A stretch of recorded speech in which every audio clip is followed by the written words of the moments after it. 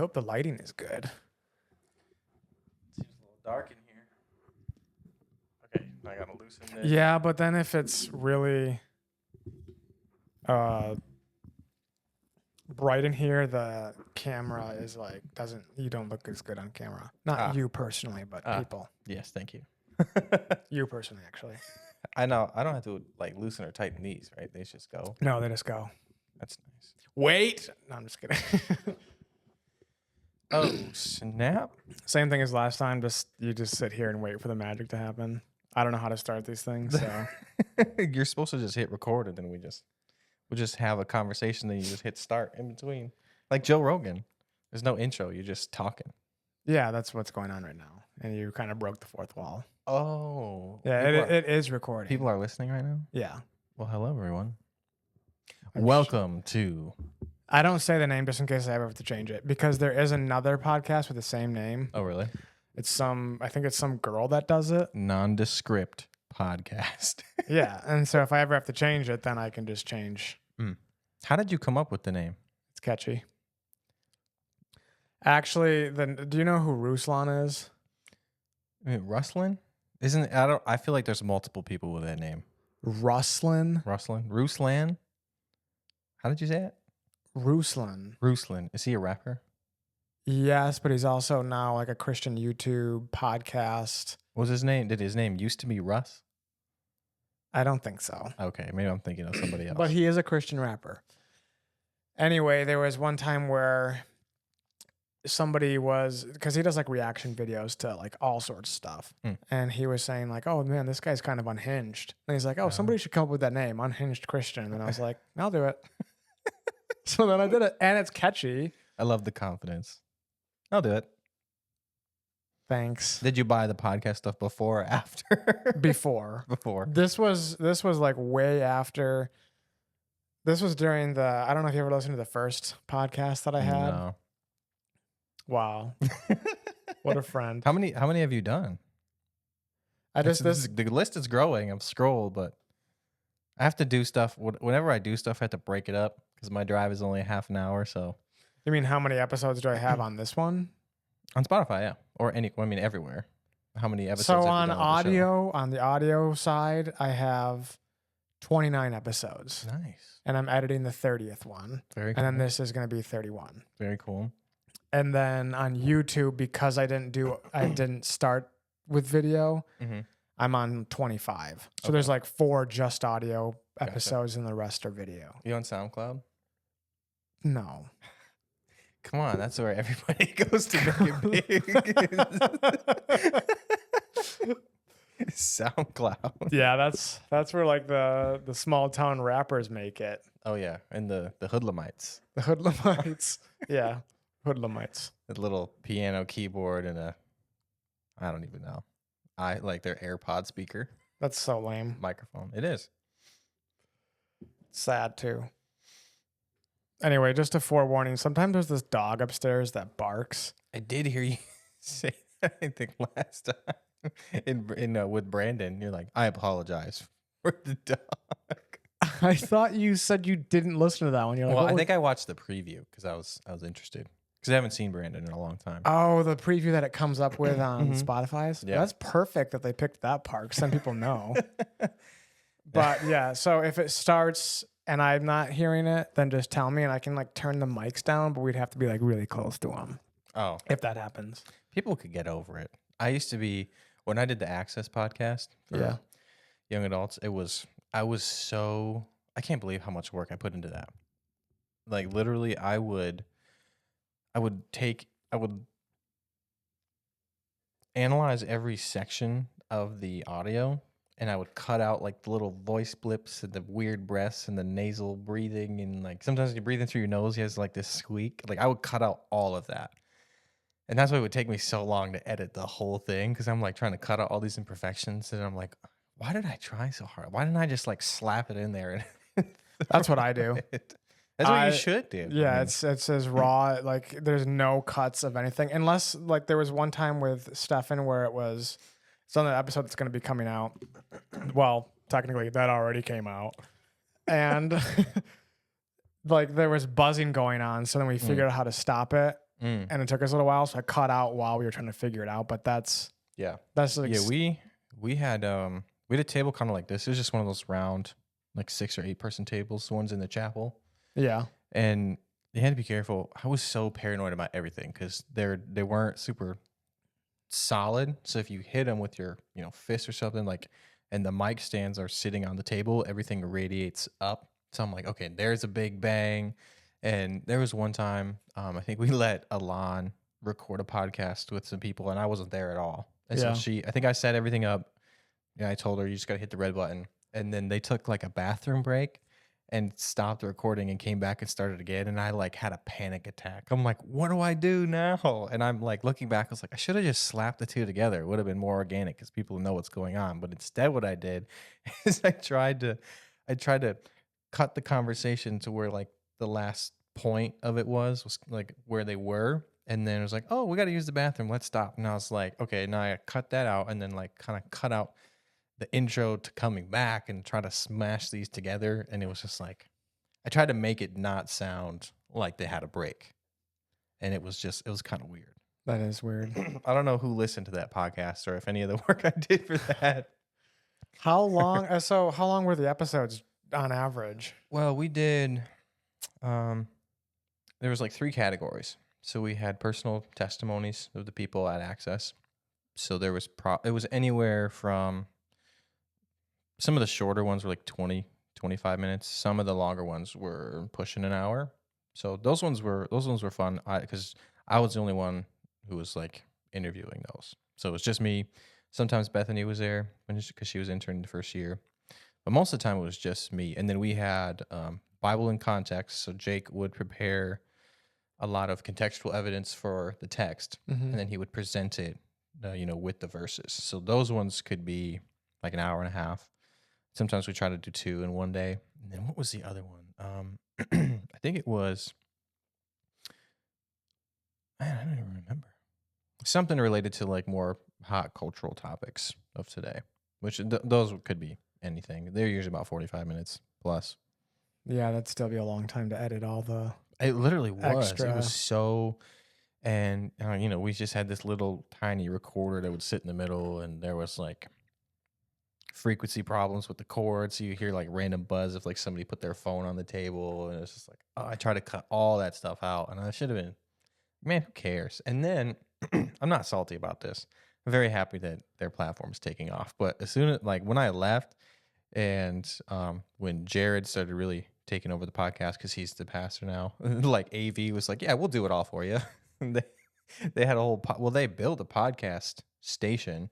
Yeah, Kind of on the upper balcony. So stuff is just set up all the time. They have a nice area, backdrop and lighting. And then the AV team just like slaps it all together and they post it. And I'm like, man, there was like 3 to 5 hours of every Tuesday for a year and a half. Yeah, it takes forever to edit. I can't even imagine doing, excuse me. I can't even imagine doing like all the little sniffles and stuff. Like I would not, especially when mine are sometimes like 2 hours. No way. It is a lot. And I didn't even like, it really depends on who, like how you're listening to, because it's different in headphones to the car or like a Bluetooth speaker. Like most of that stuff, now that I think about it, nobody's ever really going to pick up on. But because I'm listening to it with the raw file and hearing everything, it's like, it was a good time. It was a good learning experience. I don't know if I could do it again today, so I don't know if I remember anything. But yeah, so you had video though, right? No, we had no video. Oh, it was all okay. audio. Which now they have audio and video for I know. Just slapped together. I thought the podcast here, it's cool that they made it, but it looks like an interrogation room. Oh, I haven't even really watched it because I haven't. At least on camera, it's just like a blank room. I don't know. Some of the ones I thought it was good, but I also haven't had social media in like 2 years, so I have no idea what it looks like now. Dude, you got to get on social media. No, I'm just kidding. Oh, yeah, dude. that's a joke. I'm not on it either. I only use it to post, and then I delete the app. So I'll like post my podcast, like a up and coming clip, or like the short or the reel for it, and then you could just do it all from your computer. I could. Just sign into Facebook or whatever on Do you upload do you use Anchor? Just drop it on there and it sends it everywhere for you? Oh, I should look into that, huh? You should. It was one of the things that I was looking into. We did it because it's free, I think. And there are a lot of people who literally just have their phones. They talk into it, drop it, and it sends it to all the platforms.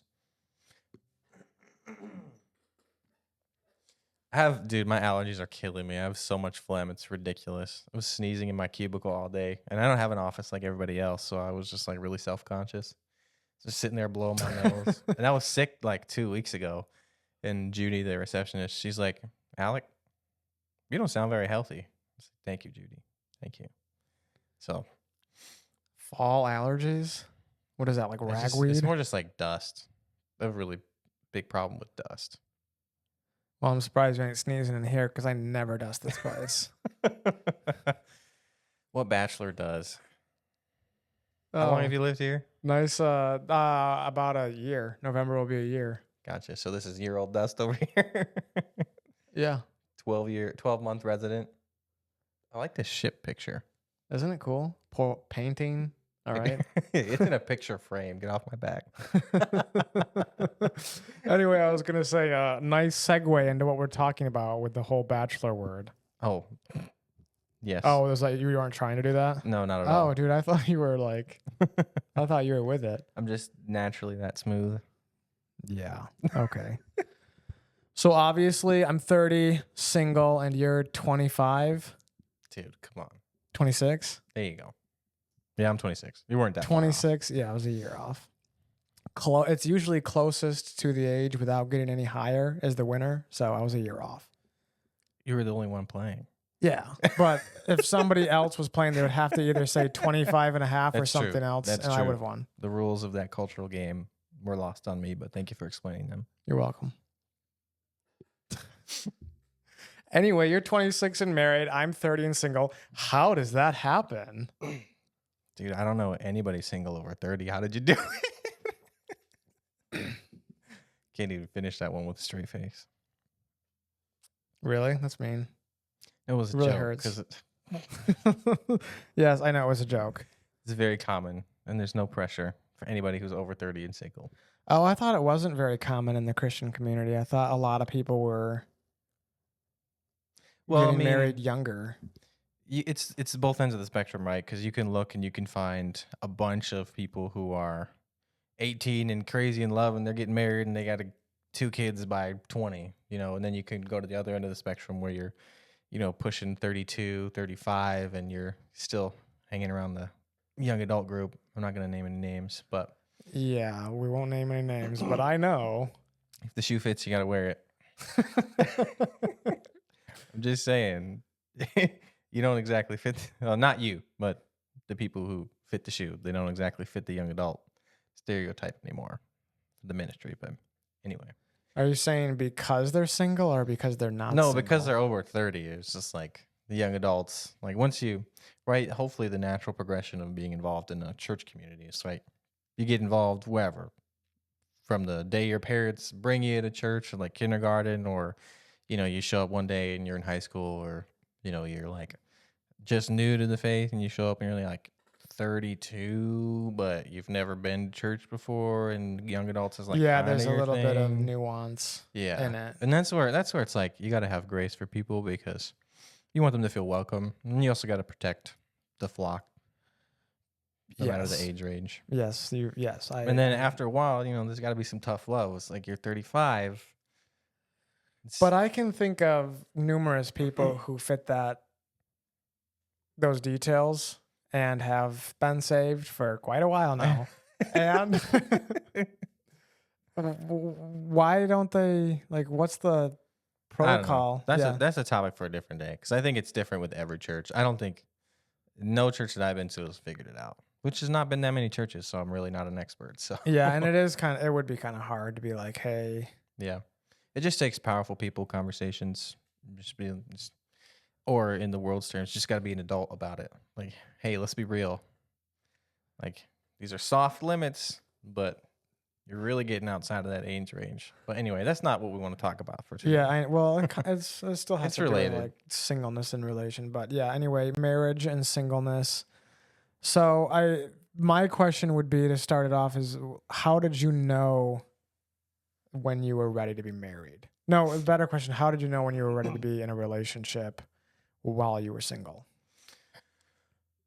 Well, how would I know that I was ready? I suppose I should take it back to, at least from my experience, like I've always wanted to be a dad. So I kind of equated that with, I guess you could say, right, that's obviously a progression would be, you get in a relationship, you get married, you become a parent, Yeah. hopefully, in the non-sinful way, which anyway. So like I've always wanted to be a dad. I've always wanted to be a husband. And so like for me, I always kind of knew like that was one of my goals. How I knew I was ready. I don't think I ever really knew that I was ready. I think I just came to a place where I wanted it so bad. And as everybody who desires to be in a relationship does, they get to a point where it's like, God, I've been single for forever. What's the problem? What's happening? Is it me? Is it you? What's the plan? Yeah. What's going on? For me in 20, I think it was 2018. I don't think you were on the Access team yet. I haven't told this story to a lot of people, so you might not know. But we went to, I think it was Traverse City, and it was, I know Andy was there, Nathaniel, like Chansky. I think it was 2017. It's 2017 or 2018 because I was still working my job at the boat repair shop. Yeah, because I always hear stories about that trip. Mm-hmm. But I think it was like one of the only ones that that Tiffany ever did. Dude, it was amazing. But we were there for like a day and a half. I think we spent one night there. And we did a monastic fast, which is where you don't say any words for 12 hours. I mean, you can do it for whatever amount of time, but for us it was 12 hours. So it started at midnight. We didn't have any conversation in the morning. I remember that Nathaniel, because you don't eat any food either. He made a cup of coffee and then he realized that he couldn't have coffee. He was so sad. He had to pour it down the drain. But it was either the night before or the night of. We were all together. We were like praying, worshiping, and Tiffany asked us if we wanted to like share anything that God revealed to us. And shortly before that, it was me and Lauren DeBoer, previously Lauren DeGraw. You remember her? Yep. We were sitting on opposite ends of this couch, and I was sitting there. I had my eyes closed, and I was on the right side of the couch, and I felt somebody like scooch in next to me. Like I had my eyes closed, but I could feel somebody's leg against my leg, like you're crammed into like church pews. I felt somebody like put their arm under my arm and then put their head on my shoulder. There's no other way that I can describe it. It just felt like somebody came up and snuggled next to me, and I opened my eyes and there was nobody there. I literally thought Lauren came and snuggled on me, and I was like, Lord, what is going on? And he was like, how do I say this? I'm trying to remember exactly what he said. It was like, that's your wife. And I was like, what? And he was like, she's on her way, but she's also waiting for you. And I was like, what in the world? Like, and I'm just like, I got chills, shivers. Like, I'm kind of like going crazy. Tiffany's like, anybody want to share? I'm like, nope, this is not for y'all. Like, this is just for me. And so that was really exciting, but that was 2018. I didn't get married until 2022. So as we know. Yeah, as we know. I was there. So you really were. So I mean, that was 4 years that I waited, that I had a word, that I knew somebody was like coming, but I also knew that I had work to do, that I had preparations to make. And so for me, it wasn't knowing that I was ready. It was more knowing that I was at that time, like I knew what I was supposed to be doing versus who I was looking for. Like I was going to Access, I was interning, I was working out, and all those things have a factor to do, but it was a lot more personal growth. Like Jake had me go to Quest, which is a men's event where you basically it's a lot of inner healing, spiritual type stuff where, you just, if you have really deep wounds, they kind of just go digging for them and help you find healing for stuff that it's more for like married men whose kind of lives are falling apart. But it was really impactful for me. So I was just really solid. I had become really solid in my faith, confident in who I was as a person, in my identity in Christ, and I was no longer fixated on finding a person, and I was more just fixated on pursuing after what God wanted me to go after in that season. And I feel like in this culture we hear that a lot, but it's my personal experience. So, as far as what I did, it wasn't anything in trying to, like, it wasn't this category of things I was checking off a list that are like, okay, I have to be a better boyfriend. Like, I gotta, my body's got to be in tip top shape. I got to look the best that I can. I got to, try to make the most money right now that I can, because I was interning. I wasn't making anything. I'm very blessed to be paid for that at all. It was more just like, okay, God, am I confident in my identity in Christ as a son of God, as an heir?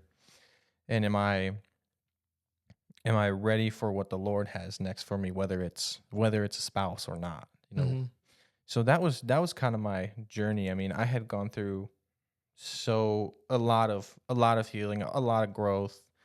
Um, my now wife Beth, we interned together, and we were not interested in each other at all. Like, I was, I mean, physicality does come down to it, or it doesn't. It's not what it's all about, but it does have a part to play, right? So I think, probably pushing 250 pounds. Like, I wasn't, I mean, in the world, I guys, always I thought guess. you were really hot. I still think you're hot. Thanks. You're welcome. But I'm taken. So, Oh. but I mean, I did, like, lose 50 pounds, and that helped. I was just getting Yeah. my life together. Um, and I think that's when Beth started. That's when Beth started to notice, is when I started to kind of grow up a little bit. Yeah. Have like a big thing that women are attracted to is just men who are driven, men who have goals, not necessarily people who have accomplished things. Right? There is a level of, a shallower person who is interested in somebody who has money already, but Mm-hmm. I think there's more to. Well, yeah, that's where like the guitar player comes in, right? Like the girl always gets the guitar player, quote unquote, just because even if they don't have money, it's just like somebody who's doing, like a man who's doing something. Yeah, like Basically. somebody who's passionate about something, who has a work ethic, Yeah. even though it may not be bringing in, hundreds of thousands of millions of dollars, having a drive is attractive, having a mission is attractive. And so, like, for me, I think that was it. Like, I had a mission, I knew what I was working towards, and that's kind of when the Lord kind of opened my eyes, because we were really good friends. I think the fact that we were not interested in each other, and we had so much alone time together, because we were probably together 2 to 3 days a week, like multiple hours a day. We just got to know each other really well. And she did not take a second year internship. I did. And then she came back actually on staff as the like the office admin, or the young adult admin. So we kind of started to see each other again a lot more, and I was really excited to have her back. And then there was one day at Access, I remember I was like, wow, she's really attractive. And then that just kind of started this journey of me, like, being interested in her, and she was actually interested in somebody else, but just like pursuing her, and again playing that long game. It's like, okay, God, like, I really like this person, but I'm focused on you. And if it doesn't like take away from also what I'm trying to do with God, because I think that's another big thing, right? Is when you have that drive, and another person has a drive, and you're both working for something towards the Lord, and it's in a similar capacity, or it doesn't have to be similar capacities, but in ways that will complement you, right? Because differences complement, right? That's what makes us better, is when we have differences. And so, however God orchestrates us, he brings us together, and it was really cool. It was not easy. We started dating. I think we dated for like a week, and then she broke up with me because she was scared, which I confronted her on. And then we dated for like 6 months, and then we got married, which it's been amazing. We're going on 2.5 years now. It'll be 3 years in February. So, and 2 kids. That's a lot. 2 kids. How long did it take between the week and like after you were broken up with I think it And was like a month or so, like 3 weeks to a month, 3 to 5 weeks. 'Cause you were there, we were hanging out at y'all's house, and I didn't want to like not be around her still because I was trying to win her back, you know. So I was still inviting her to things, and even though I was like deeply hurt, I wasn't putting anything. I didn't have any like ill will against her because I'm like in my mind, like this is the girl that I'm really infatuated with. You know, I wouldn't say in love necessarily, yeah, but at I the was just time, yeah, I was really into her, you know, and I didn't want to throw that away because we had such a great. That's the thing. It's like if you go the route, or not even if I say if you go the route, if you are friends with somebody and you find there's an equal attraction from both parties, and then you get together and it doesn't work out, you kind of have to either you try to work at it and make it work out, or you have to totally just break it off. Like I am in not my being opinion, friends. yeah, like you can't. Like if like there's no in between. It's like you get back together and it works out, or So you then, what's break it your off. excuse? Was yours like you're hoping to get her Well, back, I was trying to get her back. Yeah, and then what if it wouldn't have worked out? I would have had to let her go and move on. Like there's no point in groveling and just. I mean, you mourn, right? Because there's real attraction, there's real connection, and you lost something. And then Yeah, you have to move on. You know, you can't just. yeah, but a month is a long time trying to get somebody back. I mean, I would say one time. I'd be like, "This is what I want," and if you change your mind, then call me. well, That's it's that would also be it's also more nuanced because I right. knew that she was just scared to be in a relationship. She was just scared of the commitment. But So sometimes girls lie. yeah, sometimes they do, but I was right about this one because she admitted it. She was like, "Yeah, you're right. Yeah, clearly, because you are married now. We are. Yes, you are. Yes." You were right.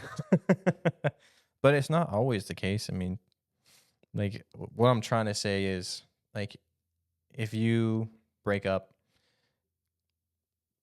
and there's a mutual consent to get back together to try and work on it, great, go for it. But Yeah. if both parties are not interested in doing that, maybe one side is, at some point you got to cut your losses because you just can't live that way. I mean, you get it.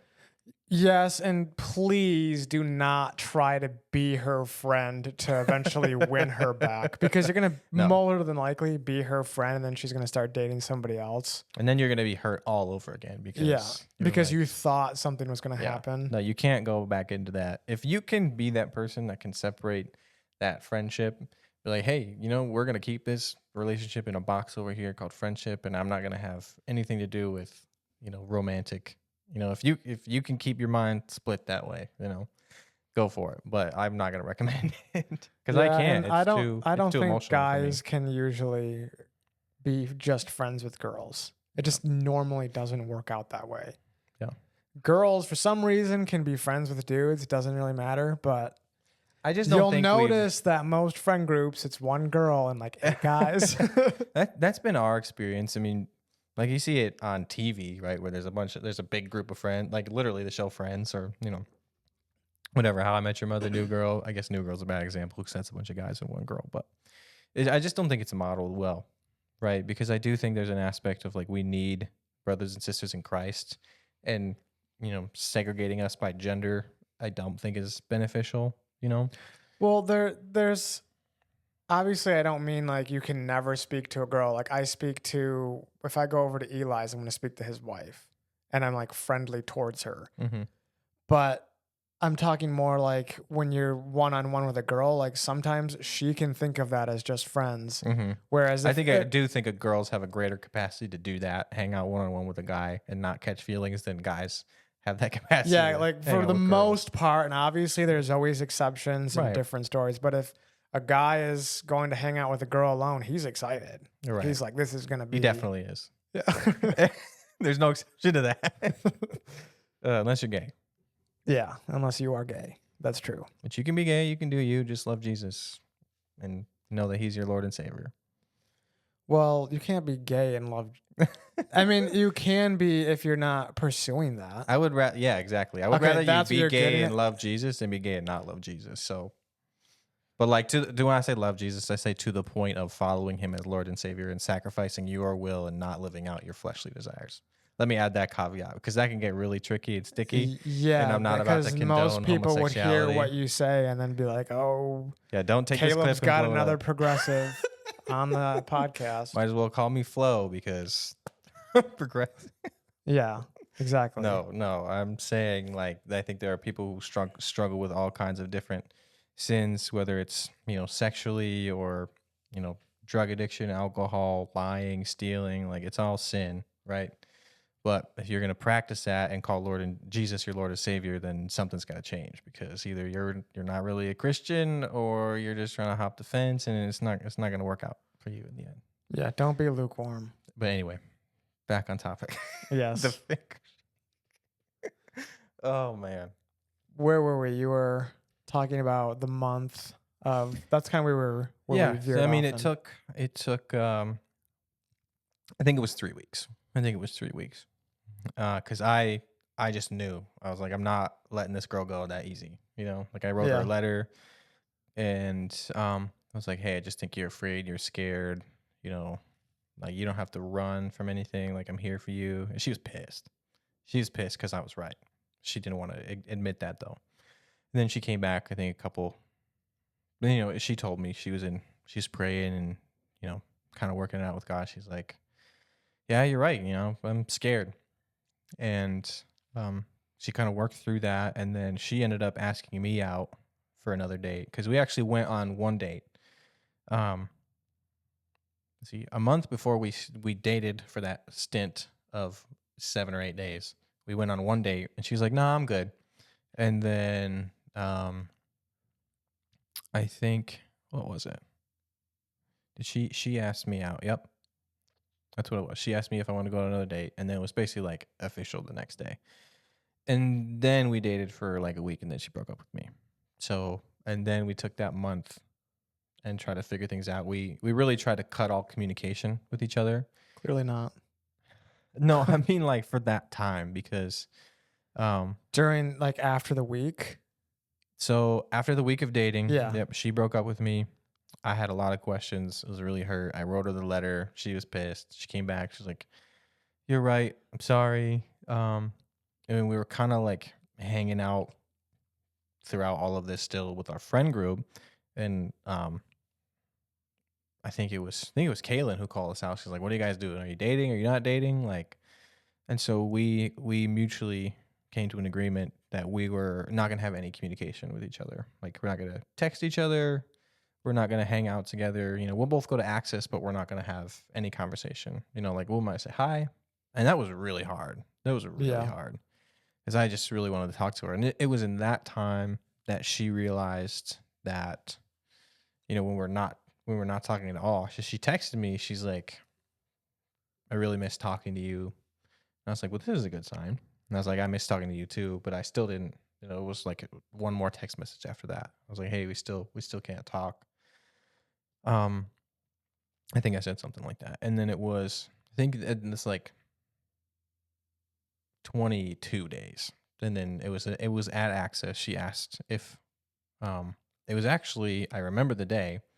She was like, "Can we get back together?" It was June 17 because I was leaving for a wedding. So we actually started dating the Thursday night, and then Friday morning I left to go to North Dakota for one of my cousin's weddings, which she was originally supposed to go, but then she broke up with me. So those plans went out the window. But yeah, so that was interesting. So we texted a crap ton over the 2 days. I think that I was gone, and we just And then it was smooth sailing from there. yeah. Yep, it was smooth sailing from there for the most part. That's crazy because I remember you took a picture with each other at Fisherman's Island. And the next time I saw you, it's a campground way up north. We went there, you, Andy, and I one time. Did we really? On a Sunday, we went to go see Torch Lake. Yeah. And then we went to that Fisherman's Yeah, I took her Island. to Torch Lake. Yep, and then we went. Okay. In that picture, and the next time I saw you, you were like, "Yeah, we're done." Yeah. I was like, "What?"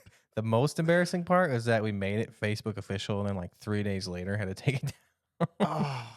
Because it was like, so if we dated for a week, I think like 3 or 4 days in, we made it official on Facebook. And then I think that's what really scared her. Because then all of a sudden, you get like 200 likes on your Facebook post, and everybody's like, "Oh my gosh, congratulations!" And then you have to take it down. It's like, oh, that is heartbreaking. That would be more embarrassing for me than heartbreaking. At least in the beginning. It was really embarrassing. The heartbreak would come later for sure, but the embarrassment the first day would be like Well, I would it's like- go hide. Because this was also around the time of like, my sister is graduating high school. So we have, graduation parties, and I'm seeing a lot of old people from the high school that I went to. And so some people are like, I got a lot of, "Oh, you got a girlfriend?" Actually, we broke up. And then we got back together. And I was like, "Oh, I heard you guys broke up. Actually, we're back together." So I had multiple conversations on both sides. That would be hard. Yeah, it was funny. Definitely a little whiplash, but it all worked out in the end. It's if marriage is, the end goal. But yeah, it that- should be. well, not necessarily. I mean, if you don't want to get married, there's no pressure as much as church people might put on you. Well, I think if you're dating, it shouldn't just be dating for fun. That's Like, true. You're just like going around from person to person just for like funsies. I think That's true. like I don't think I think we do like to put a lot of pressure on like you have to get married, Mm-hmm. but I just don't think you should be like playing with people's hearts. That's No, all. That's all no. I'm saying. And I mean, in a sense, it's like you can't eliminate that aspect of it, completely, right? You date, you get to know somebody, and if it doesn't work out, it doesn't work out. Obviously, depending on how much of a connection you've established, Yeah. like there's going to be heartbreak, and you're going to have to mourn and grieve and get over it, whether it's like a month or it's a year. There was a girl that I didn't even really date previously. We were both interested in each other, and she went off to college, and then I was kind of like holding out. I was like, "Oh, I like her. She said she likes me. This is crazy," and then Yeah. she starts dating somebody else at college, and I'm just like, "Oh, that's right. Ice cold. That's ice cold," And Right. again, like I don't talk to her anymore. Like I think I'm at the point now where I don't have any hard feelings, but it took me a long time to get there. Like it took me 2 years to really be over her. And then it took me probably another year to be at the point where it's like, okay, I can have a conversation with you. Yeah, if it just like happens, she's in Mhm. the same room. Yeah. Yeah. Mhm. Yeah. And it was, it wasn't easy. Like she came back, right? And some people might know who I'm talking about. She might hear this one day and listen, which is okay. And I But feel you're not- bad. I was gonna say we're not gonna say names. No. I mean, we can. It probably doesn't matter. But Yeah, that's true. If the forgiveness is there. yeah, and I feel bad because I kind of went back and forth, right? Because I was still healing. There's like at some points, like okay, I still do kind of want to talk to her, and at some points, it's like okay, I do not want anything to do with her. Like I'm gonna give her the cold shoulder. Like I just can't. Like it's way too painful. And there was one time. It was recently. She came back, and I didn't know anybody else around, and I was able to have a conversation with her and just kind of ask her what's going on in her life, and Oh, so it did happen. yeah, Oh, okay. what happened? Like us talking? Yes, you're Like just- talking. Yeah, like just being like just having a normal Yeah, person right, conversation. right. Nothing crazy. Like, Mm. why did you break up with me? Yeah.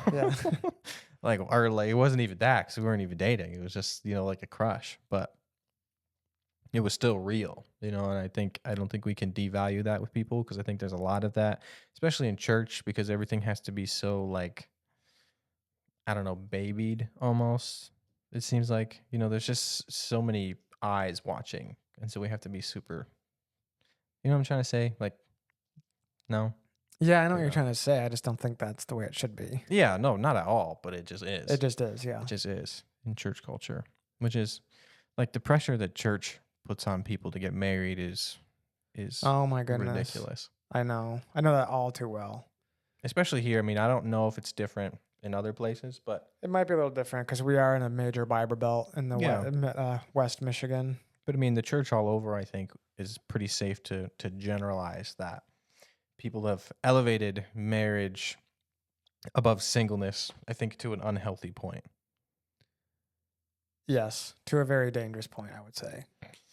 To the point that people who are not married or, just can't seem to make a relationship work or find somebody that's willing to stick it out with them. It's just like they just feel so awful. That's why God? Like my whole community is telling me I need to get married. Like everybody else is getting married. Like what's wrong with me? What's happening? I don't know. It's just too much pressure, and it's dumb. Because I don't think that everybody's called to get married. I don't think everybody has to get married, and I don't think there's anything wrong with being single until the day that you die. That doesn't mean that you can't have valuable community and enriching community that makes you feel fulfilled. Paul even says that he wishes more were like him to be able to do the works of God, because when you are married, you have other things to tend to. Mhm. You have to tend to your kids and your wife, and there's nothing wrong with that. It's actually like God is in that too. Mm-hmm. The Bible advocates for both sides. Yes, equally, I would say, Mm-hmm. because they're both what's the word? I can't think of it. Vocations that we're looking for, sacred. Yeah, they both feed into the kingdom. That's the Mhm. best way I can say it. They In both like have a different place. ways. Yeah. Because when you're raising kids, obviously you're raising them to be Christian, and the more kids that are Christian in society, the society grows, and they're just self-explanatory. But then when you're married, it's also harder to go around. Like would it be harder for you to do like podcasting? It's very hard.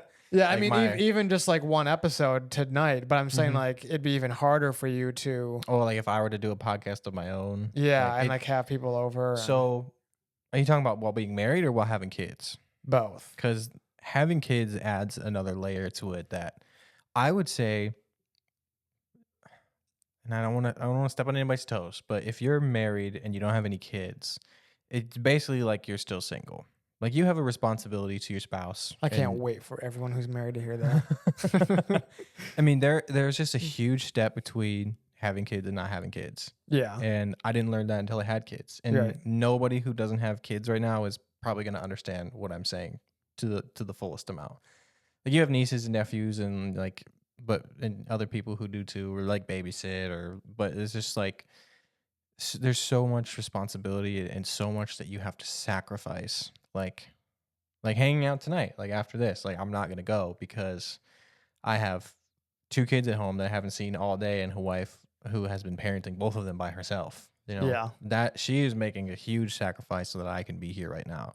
Which if we didn't have kids, like she'd probably be here, or she'd be out with other friends, or she'd just be doing whatever she wants to do because her time is her own. But yeah, that's not the case. When you have kids, your time is theirs, right? And kind of going back to what the Bible says, like when you're married, the man he's concerned with other matters, right? He's hmm the matters of his household, his wife, and his kids. And when you're not, you just don't have that. But I don't think that diminishes the value of being single at all. I think it actually opens a door for single people to come alongside married people and support them, and vice versa, because it's not just, oh, you're married, we gotta support the married people. It's like there's so much blessing that in community we're supposed to give back and forth, right? um yeah, it's a huge topic, and I want to keep it more on marriage, but having kids adds a whole nother layer that your time is not your own, to so much more of an extent than if you're not just married. If you're married, if you and your wife don't have any kids, you guys still have all your free time. You can do a podcast, you can go to the gym, you can do your Bible, you can sleep in, you can go grocery shopping, you can not be yelled at while you're going to the bathroom. It's just different. But I don't think that we put enough emphasis on the calling that singleness has, the calling that the role that singleness plays in the church, because I think, just like Paul says, he's like, I would rather that you be single so that you can, right, keep your mind focused on the kingdom's purpose. Not yeah, that marriage takes away from the kingdom's purpose, because like we said, the Bible advocates for both, right? uh-huh. God put Eve in the garden. But there's also a point where, like you said, like the man and the woman, the husband has responsibilities to his wife, the wife has her responsibilities to the husband, and they're trying to make their household. But yeah, I think that we need single people to be empowered in their singleness, and I think we need people to now, not like toxic singleness. Like there's so many aspects where people are. What's an example of like being single and toxic? I think being single, but be like, God's got somebody for me, or like God's like, God, I'm just in my waiting season, or like you can't, or like trying to be celibate for a year to force God's hand to like bring you somebody. Like that's manipulation. You're not going to manipulate God, but Says you. hey, you could try. Wait, they're being celibate for 1 year. What do you? Well, yeah, like a vow. I think it's like a vow of celibacy or something. Like people, like they are gonna abstain from even attempting to begin a relationship for however long they want to do it, a month, Oh yeah, that's a kind year. of. I would not. Well, That's, I think it can be healthy, but if you have the expectation that God's gonna bring you somebody day one of your celibacy being Yeah. ended, Yeah. then yeah. What are your thoughts? Because I have so many things that I could say, but I don't want to just have the married man's experience. I want to have your experience as well My thoughts on what? on singleness and how it's approached by the church and how people are treated at who first maybe are single and don't want to be married, or maybe are single and do want to be married. I would say, and I'm just gonna go with my experience because it's weird. There's a part of me that wants to be married, but a lot of it just has to do with I have a sex drive, if I'm being honest. And so I know that's not the only reason to be married. I understand that. And it's not like that's all I would ever want to do if we were married. Mm-hmm. But I'm okay with being alone. Mm-hmm. But then there's also that drive. So it's like. Right. Which may never cease to be a struggle until the day you meet Jesus. Correct. And some people, that's just the reality, Like God is not going to take away your testosterone and your sex drive, I think that's the beauty of living in submission and having a Lord and a Savior. Yeah. Because we don't emphasize the Lord enough. Like I try to put it in context, right? Because I've watched Game of Thrones, like judge me or don't judge me, but watch whatever show. That's a sinful show, but go on. Like whatever movie you can relate, like a lord, like lords of the realm, or like it's a position of authority. It's not just a cushy, fire protection savior. I'm not going to hell anymore. Thank you, Jesus. Yeah, I don't actually believe in fire insurance, but that's a topic for a different day. Continue. But it's so people who I kind of lost where I was going. Right, Jesus is Lord. Like the emphasis on Lord. Yeah, Jesus is Lord and Savior, and yep, totally lost my train of thought. What was I talking about before that? Game of Thrones, Lord of the Realms. Oh yeah. So as far as like Jesus being Lord, we don't. I don't think we contextualize that enough. I don't think we really understand what it means to have a Lord, right? Because going back to the sex drive thing, right? If you're laying down your will, like you have a sex drive, it's overtaking you. You got to go masturbate or something, like. Because it's a thing, people sin every day and they don't have an outlet. They go masturbate, whatever. But that's where. Are you saying it's okay? No, that's what I'm saying. Is like if, like you said, I said it may be a struggle for you until the day you go meet Jesus. So that's part of living in submission to the Lord of your life, Jesus Christ. Because you don't. That's being your own outlet is not sustainable, right? Jesus has to be your foundation. You're you're a conduit for Jesus, and sexually singing, because I think where I don't remember where it is in the Bible, but it talks about sexual sin is the worst, one of the worst kinds of sin, because it's a sin against your own body as well. So I think that's one part we really need to focus on is if you are single, right, and obviously the sex drive is real, maybe yours is low, maybe yours is high, but you have to, even in marriage, like you have to some extent put that into submission, right? Because the Bible does say, right, don't withhold yourselves from each other, but it also doesn't mean that I'm going to go, because you can rape your wife if you're married. Like just because you're married doesn't mean rape isn't a thing, Yeah. So She still has, she should still have to consent. Right. It's self-control.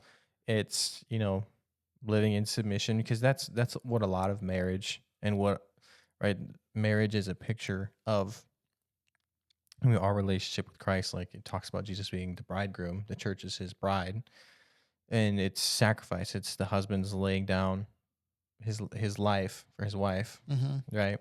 And it's submission both ways. It's sacrifice both ways. And so whether you're single or married, you're still submitted to Jesus. So that's really the point that I'm trying to drive home, is that you have a Lord, and whether, you have a high sex drive or a low sex drive, you have to keep that in submission to God and figure out how you're going to use that sexual energy in, I don't even want to say for the kingdom, but how you can I don't want to say release for the sake of a bad pun, but like how you can, like how you can let go of that. Yes, Because you have to, you can't let that control you. Like Jesus has to be in control of your life. So if that's a big issue, in singleness, right? That's one thing that I think, if you're going to move towards being in a relationship and being married, you have to have that submitted to God, because you do not want to take a, porn addiction mixed with masturbation into a marriage, because that's going to cause way more problems than you ever knew you were going to deal with. Yeah, you still want to have self-control, for Right. sure. Yeah. And that's also, from another perspective, it's like self-control is attractive to women. Mm-hmm. Not saying that's like the only reason why you should practice it, but Right. it's not like It's a fruit of the Spirit. You need to be in connection with Holy Spirit. Have some self-control. Yes. But I'm just saying, it's like that's just one of the added bonuses of having it. I think all the fruits of the Spirit are attractive. That's true. Yeah, but we were just specifically talking about Right. self-control, so that's the one I was But if on. we're going to talk about preparing for a relationship, like that's a great place to start, right? We always talk about, It is. what can I do to be the best spouse that I can be in the future, because I'm single right now. It's like, read your Bible, get a good dose of the Holy Spirit, and like let the fruit of your life be evident, and let your actions speak for themselves. Like let love, joy, peace, patience, kindness, goodness, faithfulness, gentleness, and self-control be evident. Yeah, I have it up. I have it up there. Like if those things are on display in your life, and maybe you can't find a spouse, maybe you are called to be single for the rest of your life. I'm not saying that that's like the golden rule, but if all those things are on display, and the Holy Spirit is working in you, and he's speaking to you, because right, if the gifts of the Spirit are evident, right? Like we're gonna judge a book by its cover, or like we're gonna judge a tree by its fruit, then we're going to know who you are based on the things that we see in your life.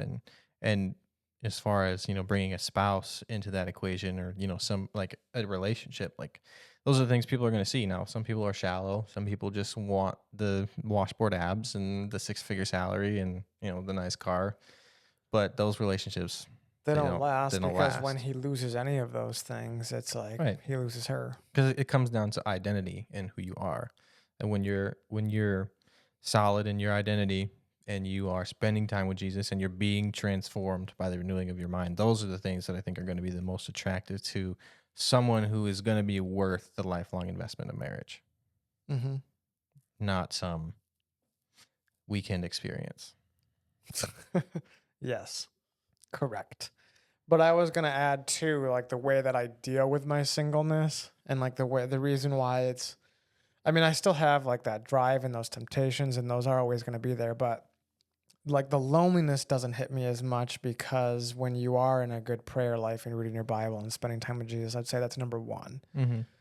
But I think with spending time with Jesus and becoming more like him, it's like when you are ambitious and achieving your goals, or even just going after your goals, like working out or living in your purpose, it's like that can add fulfillment to your life, where it's like that void of a wife or spouse. If you're a woman and you're looking for a husband, it's like that. Absolutely. That void it's not, those things don't fill it, but no, they do in a way. I don't know how to really explain it, because obviously you want Jesus to fill the void, but right, like Jesus Jesus is your source, but Jesus is also in other people. And so that's why I think the beauty of community comes into play when you're single or even when you're married. Because when you're married, you still need community. Don't think. Yeah, that's one thing I wanted to add is make sure you're in community. Yeah. Like a local church. Yeah. Even if it's like whether you're married or not, I really like that podcast I sent you that, spurred this conversation is one of the things that guy said was you're going to have to work a lot harder for that kind of community when you're single because you don't have that instant, this isn't an ideal world where all marriages are perfect, right? You don't have that instant intimacy that because you have, like if you're married, you have a spouse and, somebody that you know really well, hopefully, and that you're, deeply in love with and have made the commitment to, serve and love. And if you don't have that, then you have to find that in community. And that's not something that comes easily. That's, I think, one of the things that I've struggled with a lot, even before marriage, is just really, really taking those relationships to the next level where it's like you're getting into the issues of your heart and you're, laying bare, not physically, but like laying bare your emotions and your desires and your I just couldn't skip over that. Like when you're just being authentic and real and you're allowing people to see you for who you are and the struggles that you have, like that has to be a focal point, in just being a Christian is community, whether you're single or not, you have to have that. Yeah. And I don't think that the church has displayed a very good job of how to do that. I think they hope it happens organically, but I think honestly, with the way technology is now, we're not able to connect with people as easy because we have, instant access to the web and all this social media at our disposal, which we've talked about before. But people are just not as open or just don't know how to enter into those sort of relationships, even myself, as I think previous generations have been able to do, Yeah, with everything being online, you mean? Yeah, just with all, I don't think we've ever had any more distractions in this day and age, right? I mean, the cell phone, like the iPhone, was invented roughly around, I don't know, maybe before you were born or the time we were born. When did it come out? Like 03, 01? Definitely in the 2000s. We were both born before then. Yeah. Like just shortly, so I mean, hasn't been around that long, but it's become so ingrained in our society that we don't know how to live without it, and we have cheapened our interactions with humans because everything is just like everything's automated and swiping, looking at stuff. I mean, I'm not saying that's the only reason, but it's definitely not helping. It 100% is not helping. And one thing that I've been doing is I just don't even bring my phone into work anymore. And then I don't listen to podcasts or music. Yeah, because I realized I was going to ask you if you were like listening to anything because I had that thought. I don't know. I started listening to Sean Ryan's on like if I'm home or at the gym. Yeah. His podcast is great. I think he's hilarious. Like he's not really like funny, but he has a sense of humor. Yeah. So when someone says something funny, he'll laugh at it, and I can't get over his laugh. But that's It's so you'll weld for like 8 hours a day, not listen to anything. Yeah. I just put earplugs in. That's crazy. What do you think about all day? I thought about this, doing your this mind episode. must just wander if you're able to like. It does, but I think they're supposed to, because I don't think we're supposed to get 8 hours of constant entertainment. Yeah, just noise, information all day long. Because I realized when I was listening to stuff recently, I'm like, I'd be getting home and I'm just exhausted. Yeah. And to the point where I have to go in my room and just lay down. Like, I don't even want to get up. Sometimes it'd be for like 3 hours I'd lay there. Yeah. Your brain is just wore out. Yeah. And then yesterday was actually the first day that I just did earplugs. No. And then I came home and I like read for an hour and like did all this stuff. And it's like this huge difference. Yeah. I feel like your mind is just not as cluttered. Yeah. And it's actually resting and working the way it's supposed to. Yeah. Interesting. Yeah. Now you bring up something very interesting because it's like how much more like grounded can we be as people if we are right, if we can, especially as men, right? Because I think we're designed to how do I say this?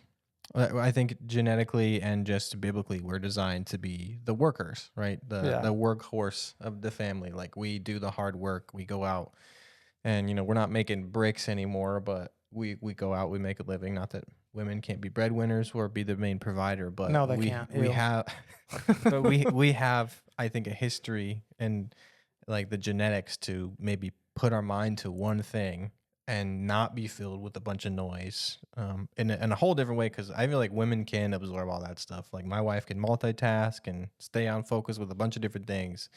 And I listen to music at work and I'm just like, wait, what? I don't know where I am or what I'm doing. So, that's got to be. Yeah, or you don't even remember what the song was, or that was my problem too. Is I'd listen to, I wouldn't even remember half the stuff I was listening to. It's like, what's the point? Mm-hmm. And if it's just exhausting your brain, yeah, and you're not learning anything, then what is really the point? Because I don't think we as men can really do multiple things. So when I'm like welding, but there's stuff in my ears. I gotta let this one rip. that one's really in there. Thank you for that. I thought you were gonna fart. No, it's the allergies, man. I got all this phlegm going on. Ugh. But yeah, let's continue. I like this. You're welding at work. Do you feel like when you're I feel like I'm more into my job too. Yeah. Do you feel like you do a better job quality wise when you're not? Yeah, I do. The carts and everything that I make are getting done faster. It's like, oh, wow. And I'm more into what I'm doing. It's like I'm almost passionate about it again. Whereas before I was like losing that passion because my brain couldn't be fully into it. Right. You couldn't be present. Yeah, you're not present. Because like I was just listening to stuff to like distract myself, basically. Right. Just make it through your 8 hours and get out of it. And then there's something to like struggling where it's like I actually have to go through this. I have to go through this day of work. And there's something about it with no distraction that actually ends up making me happier, if that makes sense. Because I've done this before where I went like a month or so without listening to stuff on my phone. Yeah. And there really is something to people going through adversity.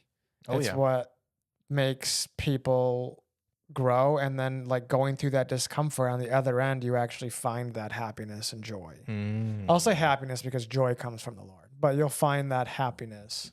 Yeah, that's interesting. Like there's that study where they placed a tree in this perfect environment and it ended up dying and withering away. But when they placed it in a place with like wind and stuff, it actually grew and became stronger. Really? Yeah, it's like that's how I think people are kind of meant to be. So you think? So if I'm smelling what you're stepping in, that if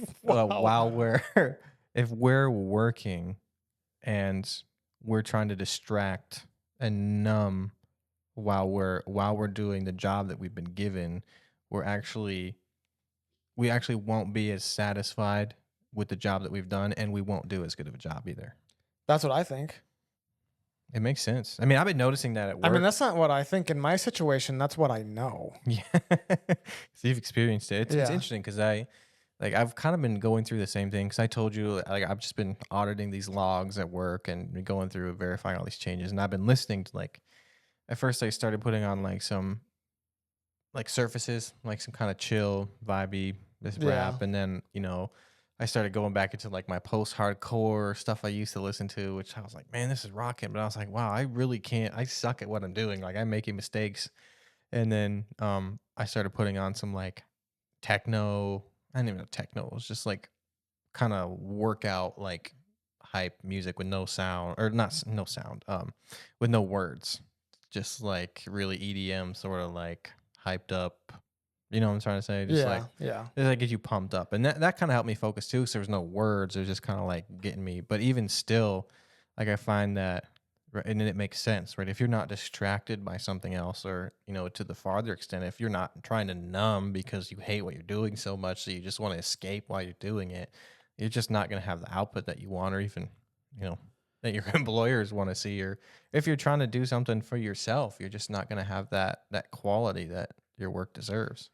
Yeah, even if you do hate what you do, though, I think you should go through it. Oh, definitely. and just keep doing it. Because first of all, every job at some point is going to become monotonous, even your dream job. Mm-hmm. And there's going to be good days with it, even if it's a job you don't really like. Yeah. And if you hate it that much, it's like, why are you still there? That's always my question. If you hate your job so much, why are you still there? I've been through that a lot of times. This is not fun being here. I work somewhere else now. And then you go through the same cycle. And then you go through the same cycle, but For me, I can literally helps. For me, I could literally put a timetable on it because like every job that I've had, I've noticed at the 7-month mark, I absolutely hate my life and I quit.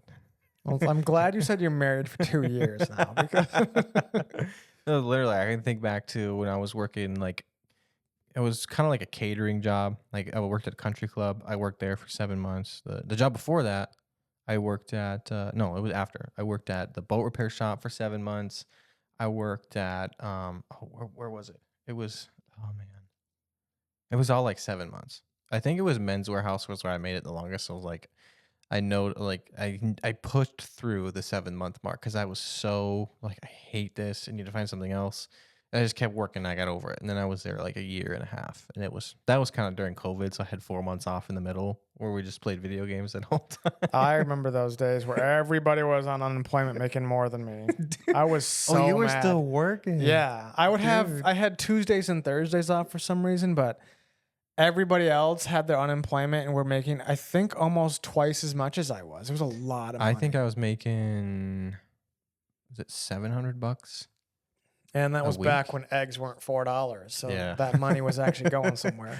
They put it all in the Xbox video game because Fortnite.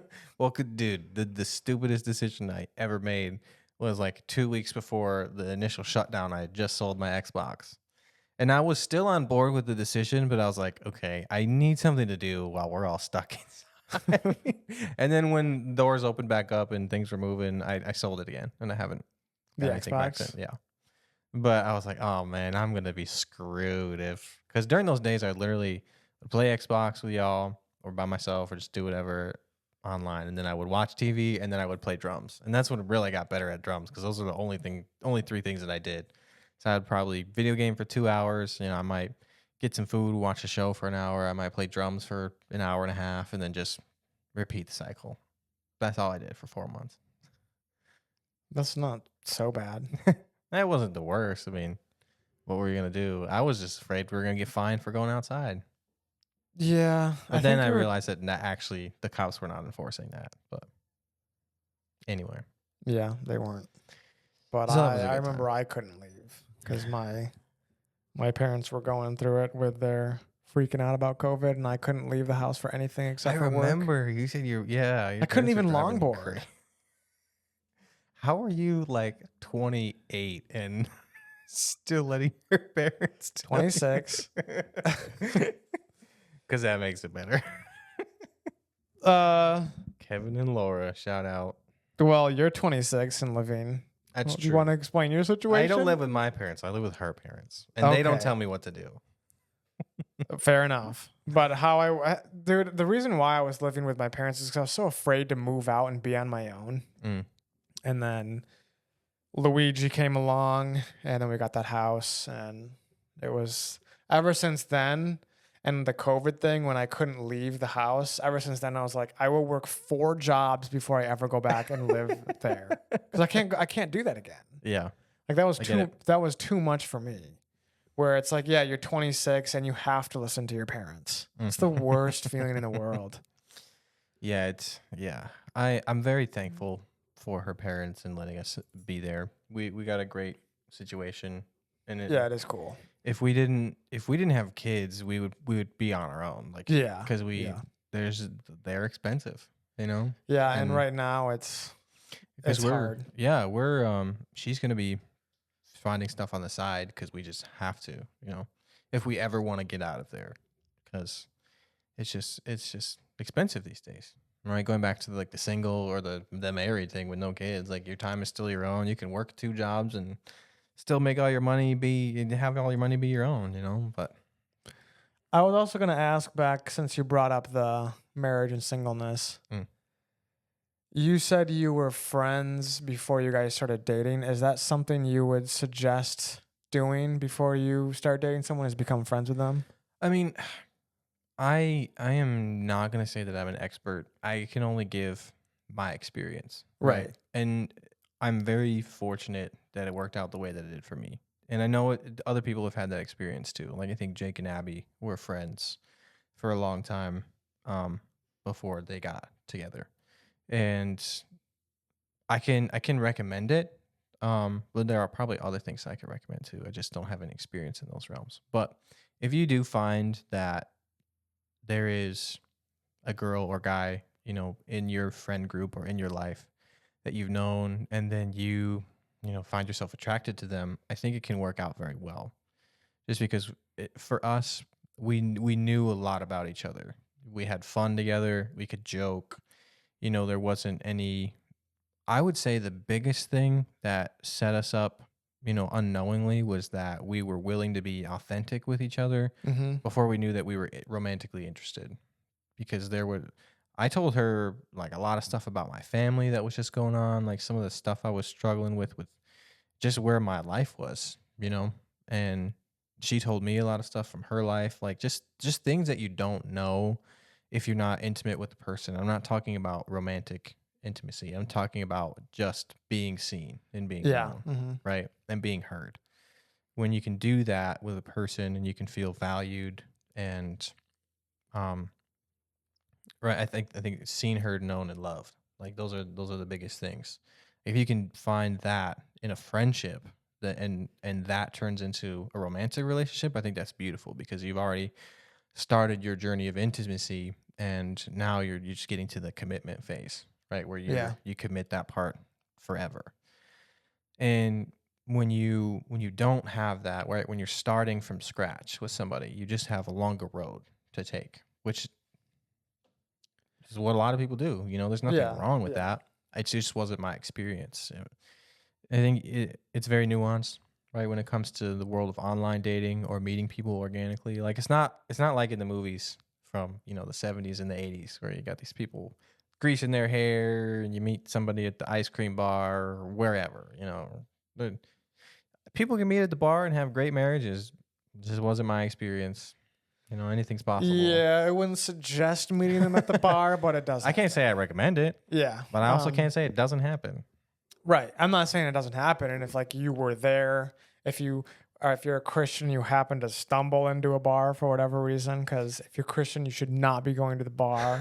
I'm But just kidding. if you think, make sure you're on audio so you can see that, or you're on video. But if you think about it, right, going back to how do I prepare for a relationship, um, that intimacy is something that you can work on before you ever meet somebody to be intimate with. Like you can work on yourself and be a healthy enough person to be willing to.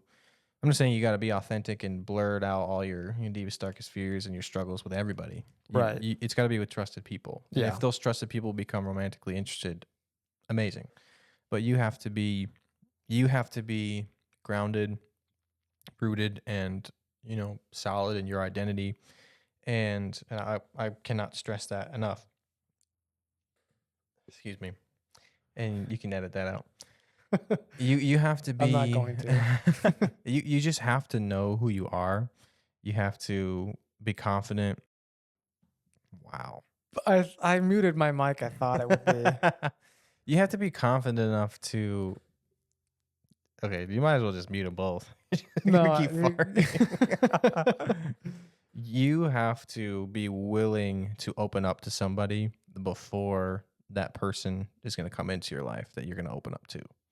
So if you're insecure, if you're going to shut everybody out, if you shut the people out that are in your life currently, you're probably not going to have much luck with a romantic relationship. That was the beauty of the friendship that we had. Is just we were at a point of relational intimacy that it takes people who are dating a while to get to. If ask somebody on a if you go on a blind date, if you ask somebody out Oh, online, for sure. Yeah, it takes a you know? while. It takes a lot longer. But to that's get just the nature of relationships, right? You Yeah. just have to work at it. You have to discover the people that are safe. You know, you have to establish that these are safe people. This is a safe person. And if you're not a safe person, if you're not a healthy person, odds are you're not going to attract people who. That is very, very true. If you're the guy that complains about how all women are bad or whatever, it's like you're going to attract those types of women into your life. Yeah. And you just have to. You have to be the person that you would want them to be. You know. Yeah, you can't have like high standards and then be. Yeah, a slob. It's like the guy who like wants a really like athletic girl, but sits on his. A 300-pound couch potato and wants an Olympian for.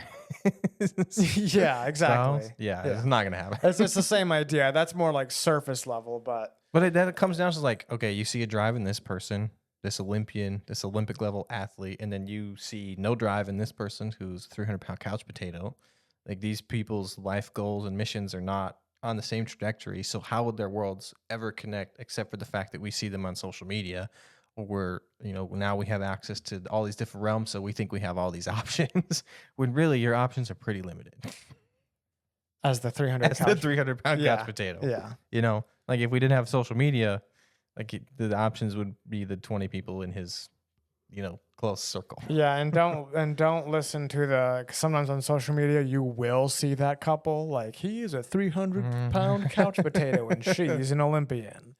But that is such and maybe he's an got exception. a heart of gold, but Pretty big heart of gold. yeah, again, it's not like it doesn't happen, but Right, but don't. your odds are low. Yeah, your odds are low. Like he probably is making $1 million. You're not the exception, buddy. It's already taken by somebody else. The exception is already taken. Exactly. Or ma'am, you're not the exception. 'Cause let's not just pretend that it's the guys who always want the girl. That the guy is always 300 pounds. Sometimes it's the other way around. Oh, a lot of times it's the other way around. Well, I think we a lot usually of times it's both these days. I think we just equate it because we're men, so we're talking about it from like a man's perspective. Right. But it definitely goes both ways. Right. Yeah. So I mean, it's not like a one and done. Like a check this thing off the list. I'm good. I'm ready for a relationship. It's the culmination of you as a whole person, right? Whether you're physically healthy does play a big part of it. Spiritually healthy, emotionally healthy, mentally. And those all take a lot of work to get to. Financially healthy is a big thing too. Like you should have these conversations and it doesn't always happen. Like we didn't really have financial conversations before, but I would hate to, like, if you have a bunch of credit card debt and you don't tell your spouse, it's like there's a random side nuance to this. It's like if you're dating somebody, it's going really well, and you find out they have $50,000 in debt. It's like, okay, you can choose to bind yourself to them, get married, and then you will also be responsible for that $50,000 worth of debt. Or is somebody shallow if they decide not to marry them?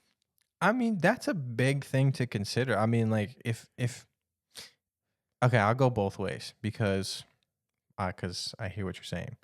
Like I would not want you to throw away a relationship that you think, right, if both of these people are really healthy and they're good for each other and it seems like the Lord's blessed that relationship, and all of a sudden you find out they have a bunch of debt. Like maybe they're just bad with money, right?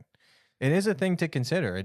I'm not saying you have to go either way. I'm just saying you're going to have to, if you choose to get married, you're going to have to bear the weight of that responsibility. Yeah. But I also don't judge you if you break it off. Yeah, I wouldn't want to walk into a relationship where somebody else has $50,000 in debt, Me neither. That's something you bring up. I don't know. That'd be a hard one to bring up. Well, yeah, if it just bring it up. Like the better thing is just to never get into that much debt to begin with. But nobody's perfect, and there are people who will listen who have debt, and it just is what it is, right? Yeah. But you can't hide it, just like you can't hide anything else in a relationship, because a relationship is not about hiding things. Funny that you mentioned that. There was this guy on the radio that called in, because I still listen to the radio, of course, sometimes when I'm driving. What's a radio? But he said that he's been seeing this girl for 3 years and she still doesn't know that he has a daughter. Ooh, A daughter. a daughter. He got a daughter. You guys got to keep it down. My daughter's trying to sleep. Which, Oh, yeah. so I you mean, say, well, I mean, yeah, you can't just show up to the wedding and be like, oh, by the way, I have a 9-year-old. yeah, that's, Those are things that you have to talk about. or just they see pictures at your house, like, who's that? Oh, yeah, that's my daughter. It's my kid. Also, now you're kidding. By the way, it's yours now. Oh, man. Yeah. See, but it's like we emphasize big issues like that too. But even if you're hiding little stuff, like you can't, like, if you're hiding things, it's not Not a good good sign. indication of where you're at. No, because in a it's relationship. first of all, it's lying. Second of all, there's, especially depending on what it is, there's a level of insecurity that you are holding on to if you're too afraid to show Right. real you. Exactly. Yeah. You're hiding it because you're insecure, which is another issue. Right. Yes, you do Not not want to only- be insecure. Not only your lying and your deceptive nature, but now you're also not confident in who you are. Like the stuff piles up really fast against you. And I think that's why relationships are so hard, because we have a lot of people these days who are not willing and or prepared to do the work to get healthier, to be somebody that somebody else would want. Yeah, I agree. But there's so much. And I'm saying you got to be perfect. No. You don't have to be perfect, but what I was going to say is there's so much being thrown at both men and women to make them either not want to get healthy or get into a relationship. I mean, one of the biggest things now is like a lot of men think that all women are bad. So like they're just not going to do anything. I think To get better themselves. to get better themselves. I think Gotcha. it's like 50% of men in America would rather play video games than have sex, which obviously sex before marriage is a sin, but I'm just saying like That's why 50% of marriages end in divorce. because of video games. Just saying there seems to be a correlation. I'm not saying it's a statistic. I'm just saying it's a correlation. Yeah, video games can get bad because they're so addicting. They're made to be addicting. Right. And so you just want to keep staying on them. It's like, how many times is it one more game? Yeah. I mean, we do that with Smash Bros. It's like, this is the last one. And then like 4 hours later, it's like, no, this is really the last one. But anyway, where was I? Talking about, Just men not wanting to get better because of women. yeah. They don't think the women are worth it. And probably the other way around too, but Right. And I really do think back to the social media thing. That's really playing into it because TikTok and all those things are going to show you just the worst of society of women. Like it's guys going and interviewing girls who have just left the club, and then you equate that to every girl. And it's like, that's like, I just want people to know there is still good women and still good men out there. But if you're on social media listening to all these podcasts, like I know like the Whatever podcast is really popular. And never heard of it. what they do is they'll bring, usually it's a guy, like a conservative guy on, or a couple conservative guys. Oh, is it like the current conservative guys with like all the liberal girl, like the hookers, basically? Almost, yeah, like OnlyFans and Yeah. adult content Yeah. girls. And then they like go back and forth. And then our brains see that and want to equate that to like the average woman. And it's just like, that's not how every woman is. They're not all looking at 6 figures. They're not all having 100+ body counts, which is just crazy to think about. But you don't even remember it all. Remember all? Can you imagine like not remembering all the people that you've had sex with? yeah, that'd be crazy. Like that's a different level of numbing. Different right? level of psycho. A different level of there's an issue that they're not addressing that needs some healing. Yeah, but not in today's world, I'll tell you that. No, but I mean, I am a huge advocate of being off social media. Now, social media, just like money or just like anything, it's a tool, right? If you use a tool, you use it for what it's designed for, and it can be very effective. But if you let that tool become something more than really what it should be used for, and I'm not saying you just have to use it for advertisement or you just have to use it for like the 6 friends and family that you have. You can use it however you want to, but whenever you start to let that thing control you or you start to become addicted to it, just like with anything, then you have a problem. And I am I used to be this idealist where I could say, oh, yeah, I can control myself with social media. Or I can control myself with video games. Or I can control myself with whatever, you know? Like you can fill in whatever blank you want to. Like I can control this. Like Yeah. I have a grip on this. But in reality, I had an interesting conversation with this a long time ago, just about video games in general. It's like, should you get rid of the temptation or should you work on controlling yourself with the temptation? I'm a very big advocate of just trashing social media, getting rid of it. You know, except for like Yeah, it's the purposes for same like with what like you're an doing. alcoholic shouldn't be hanging out at the bar. Right. It's you wouldn't want But I them to think do that. people don't equate it at that same level because they can't realize they don't realize how addicted they are to social media and how much it's bringing down their standards, right? It's lowering the bar for how they see the world, and it's also just you're constantly, whether you realize it or not, you're just viewing so many different things that you just don't have a grip on reality, I don't think, right? Because in reality, you're not like your sphere of influence is not that big. You're not gonna have relationship with a bunch of people from all over the country or the world. Like it's just not gonna happen. And we play this comparison game, right? There's just so much comparison. And comparison is just evil. We will compare ourselves to death, you know, and we'll never value ourselves, and we'll never also be able to be self-aware enough to realize where we are and how we can get better, or the fact that we even need to get better because we're so fixated on just comparing to what we're not or what we don't have. Yeah.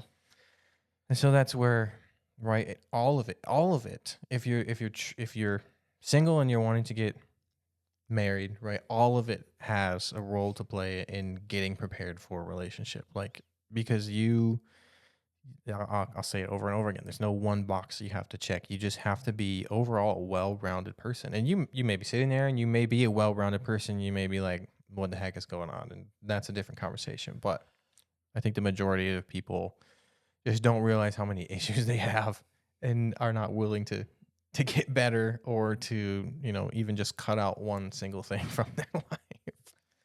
Yeah, I know that all too well with some people. But I would say too, if you're a well-rounded person and you're like, well, why isn't it working for me? It's like one thing that I think the church doesn't put emphasis on is like if you want a wife or a husband, you have got to go get that. It's not just gonna pop up in your life and be like, oh, this person was sent by God. Right. Like obviously God can control things and make it so like you end up in the same room.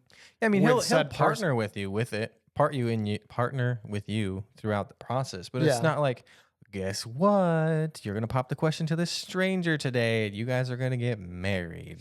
Yeah, Nope, but that's not gonna happen. yeah, and even if you're just sitting there alone and like there's smoke happens and this girl just pops up, it's like you still have to go talk to her. That you do. Yeah, like you have And she's to not a robot either. She's not pre-programmed. Yeah, she's not pre-programmed. Say yes. Because I think a lot of times, especially now, I'm seeing it on. There's like a lot of Christian masculinity YouTube channels because those are like the big thing. Oh, Even though they kind of end up talking about the same thing every time. It's like, and some of the titles are even like "Avoid all women," and it's like, don't be crazy. But they'll say in those videos like, you know, just keep focusing on your purpose. It's like borderline like red pill stuff. With the stuff that they're getting into, but it's still like it has like that touch of Christianity, and like just keep following your purpose and like don't worry about dating, and God will send you your wife. And it's like you might have to go out and look for her too. Like it's not just gonna magically happen because you're walking with God and because you're praying 7 times a week. And right. I want to say that even though there's probably 8 billion people on the world right now, that it's probably going to be different for every single person. Like it's so nuanced. That too. It's so nuanced, and there's not a formula for, right, trick her into saying yes. Like there's a lot of self-work that has to be done. And Trick her into saying yes. Is that what you said? yeah, like you're not going to just pop up one day and she's gonna like fall for some sort of trick. It's like, I guess I gotta get married to this fool. Like, it's like she didn't like sell herself to you. She didn't like she doesn't owe like a mobster money. Right. You know, it's just like you just have to. There's a lot of work you got to do. You know, and I think for every single person, it's gonna look a little bit different.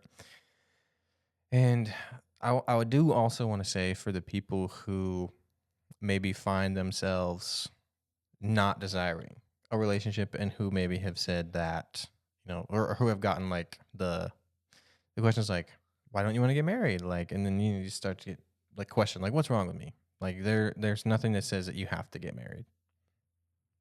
Or you just don't. Yeah, you don't have to. Nowhere. Unfollow the based reformed pages on Facebook because they will say if you're not married and having children, you're not following God's plan for your life. And it's like, where do you even get that? So I agree with you. I think if you're not married, then that's okay. I will add though, if you're the guy who is single and all you're doing is just like wasting away, like no purpose, there's got to be more to your life than that. I just you can't.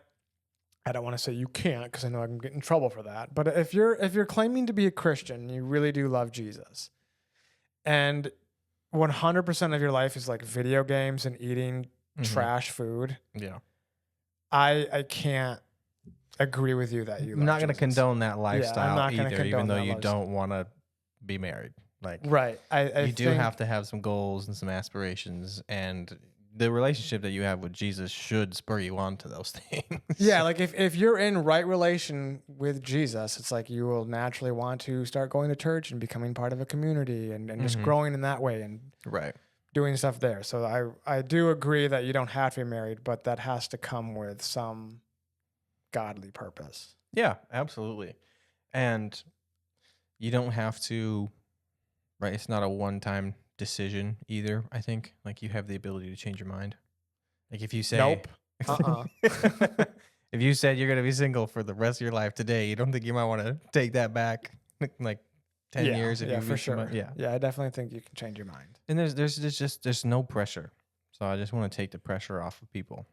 Like, there was no pressure to get married, and there's no pressure to make a one-off lifetime commitment of celibacy. You know, if you say you're going to be single today and you're happy with that decision, great. And if tomorrow you say you want to get married, that's great. But I also don't want you flip-flopping.